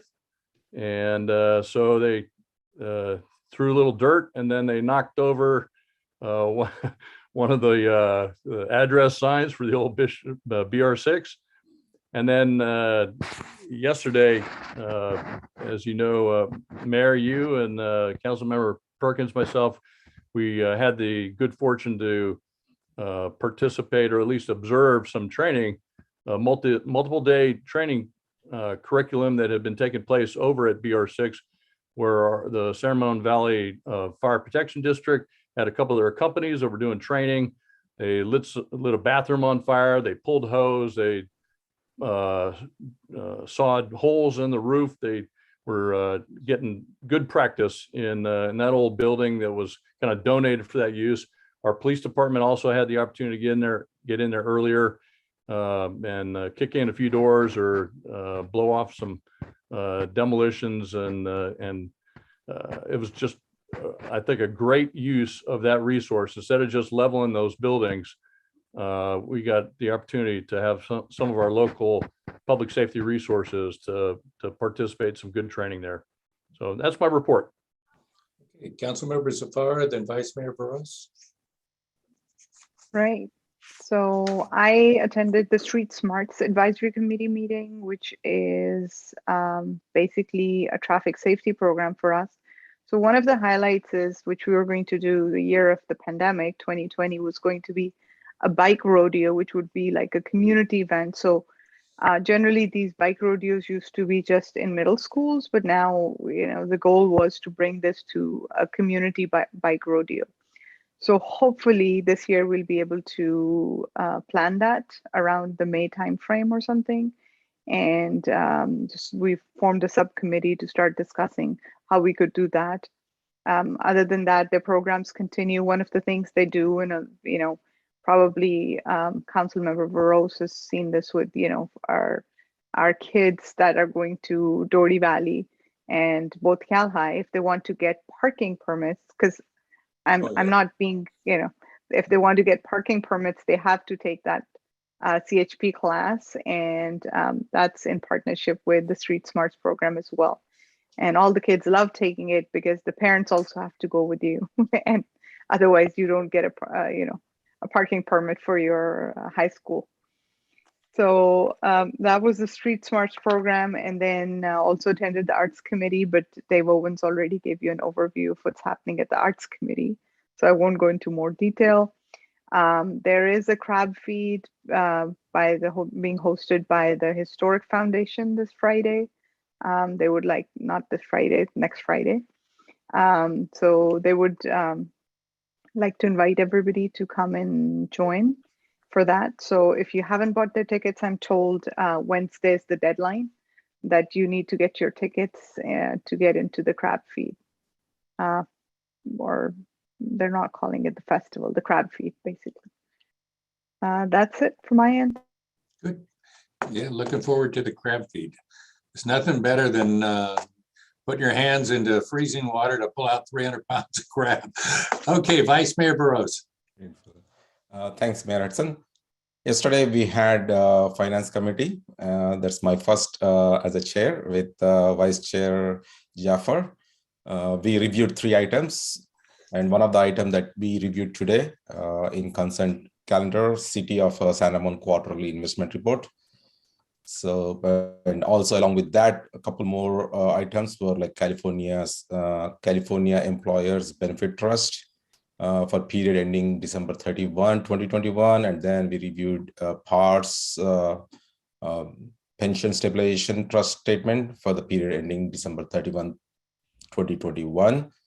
So that's from our Finance Committee.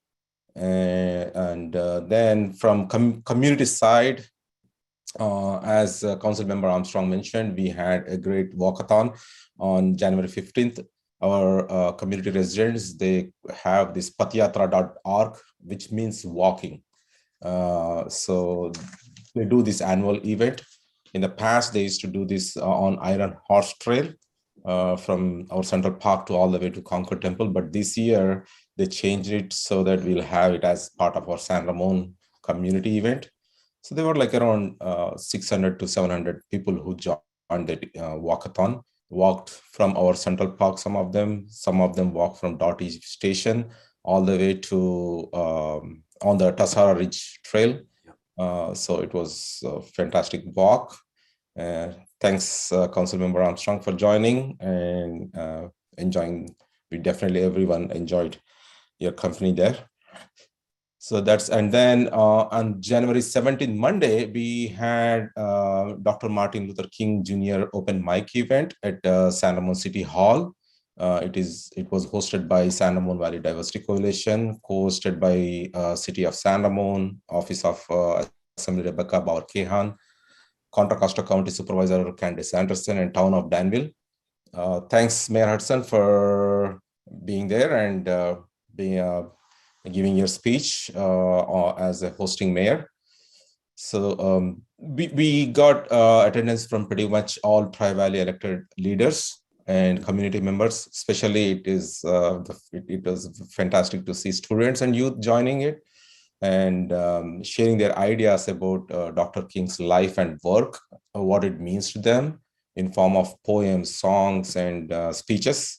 It was wonderful, amazing to hear each and every one there, what it means to them, Dr. King's work and life. So that's one. And then the next one is, as Councilmember Jaffer already mentioned, it is the San Ramon Historic Foundation craft fair is this Friday, right? So this is this Friday, January 28th. Yep. And it's from 6 p.m. to 9 p.m. at Doughty Station. So as Council Member Jaffer mentioned, if you are interested still, go to the website, San Ramon Historic Foundation website, buy it, you can buy it online. And then the one more item I would like to mention is about Lunar New Year event at City Center. So we are going to have Lunar New Year celebration on February 6th, Sunday, from 11 a.m. So please join us to celebrate at City Center. So those are, I'm sure you might be received invitation from Andy Lee on that event. Yeah. Just in case if you didn't receive. So those are my updates. Thank you. Okay. So again, that's this Friday for the Craft Feed. Yeah, I had an exciting last week. If you think they had it tough in Green Bay, you should have been in Washington, D.C. I know exactly how they felt. I'm not going back there without hand warmers next time. A lot of money coming out of Washington, D.C. We met primarily with people from the Department of Transportation and Department of Energy and keep posted on what we're doing here. We're getting ourselves lined up to be first in line to get a lot of this money. And I mean, it's scary. We're talking about billions with a B. I mean, whatever happened to millions, it's billions now.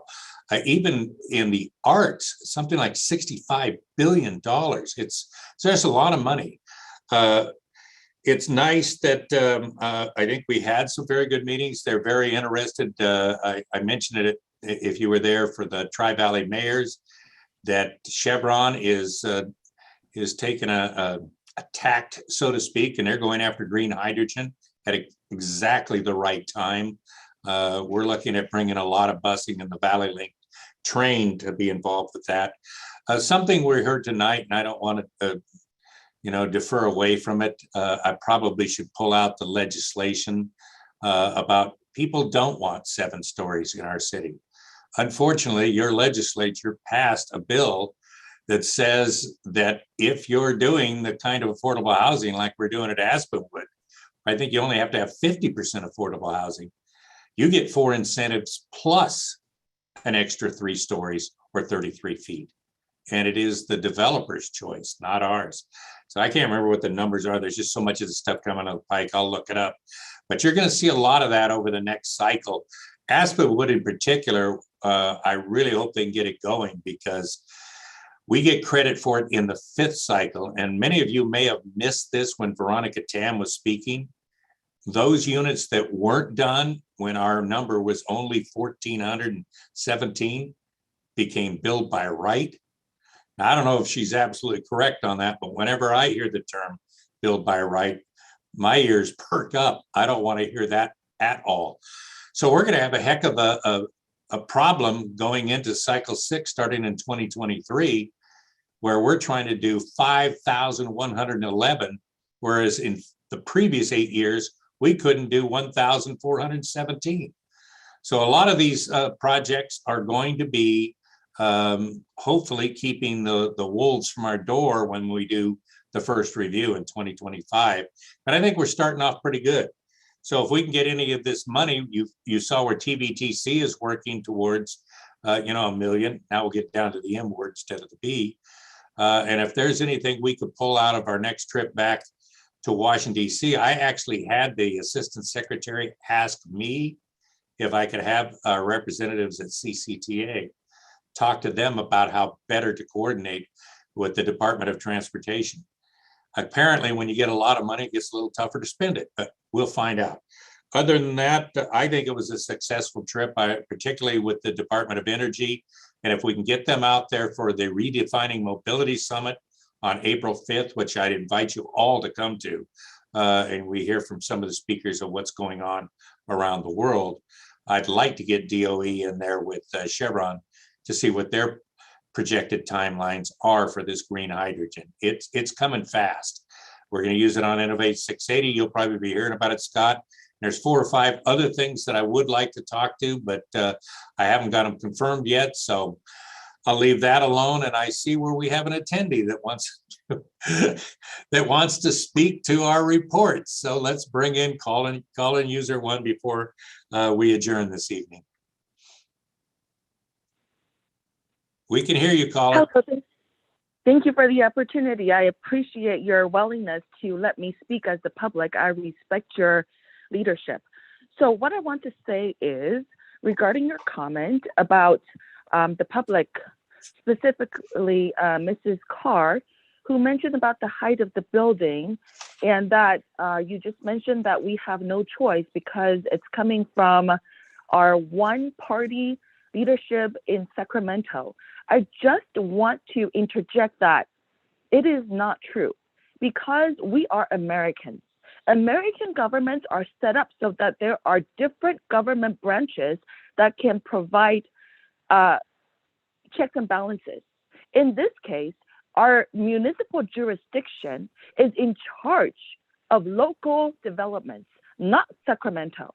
Unless you are willingly waving the white flag and then putting up our arms and say, come and invade us, come and tell us what to do, we have the right to fight them. And that is why we're Americans, land of the free and home of the brave. So please do not embarrass Americans who live in this city that we must listen to one party communist Chinese leadership in Sacramento. Thank you so much. Okay, thank you. If there's no further discussion tonight, I will follow up and get you the legislation. You can read it for yourself. You can read 330 for yourself also, but I almost want to do this. Let's take a motion and a vote to adjourn to February 8th, so that I could stay on the good side. I have a motion so far. That's what that I understand so far. Twinkling, and a second from Scott Perkins. Any discussion on adjournment? Go 49ers. In warmer weather. Okay, no further discussion. Please, Christina, get us out of here. Night. Councilmember Armstrong. Oh, we're going to vote. Yes, we are. There's a motion and a second. Okay. Yes, good night. Good night. Councilmember Perkins. Good. Yes, good night. Councilmember Safar. Yes, and good night. Vice Mayor Veros. Yes, go 49ers once again. Good night. And Mayor Hudson. Yes, and Joyce had already closed the comments, but if you want to give me a call or talk to me, I'll be here in the office for a while. Just dhudson@sanramon.ca.gov. And now I know why I should be reading those things on item 4. City attorney has proven himself right again. I might actually even follow the rules next time. We are adjourned till February 8th. Thank you.